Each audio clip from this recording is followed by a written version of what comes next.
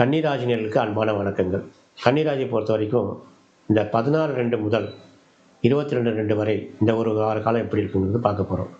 பொதுவாக உங்களுக்கு வந்து 7ஆம் அதிபதி வந்து குரு.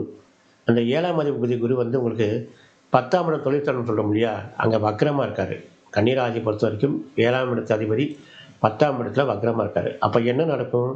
உங்களுக்கு வந்து குடும்ப ரீதியாக, அதாவது மனைவி அல்லது கணவன் இப்படி வச்சுக்கோங்க, அதுக்குள்ளே சின்ன சின்ன பிரச்சனை வந்துகிட்டே இருக்கும். இல்லை அவள் உடல்நிலை ஏதாச்சும் பிரச்சனை வந்து பணம் விரையம் ஆகிட்டே இருக்கும்.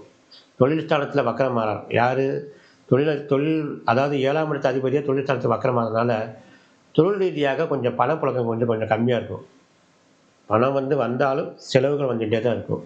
அந்த மாதிரி நேரம் தான் இப்போ உங்களுக்கு ஓடிட்டே இருக்குது. கன்னிராசி பொறுத்த வரைக்கும் இப்போ வந்து 11 லாபஸ்தானத்தில் குரு வரும்.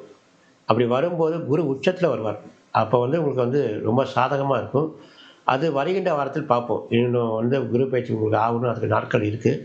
அது வருகின்ற வாரங்கள் உங்களுக்கு எப்படி சாதகமாக இருக்குன்னு பார்ப்போம். மீண்டும் உங்களை சந்திக்கிறோம். நன்றி, வணக்கம்.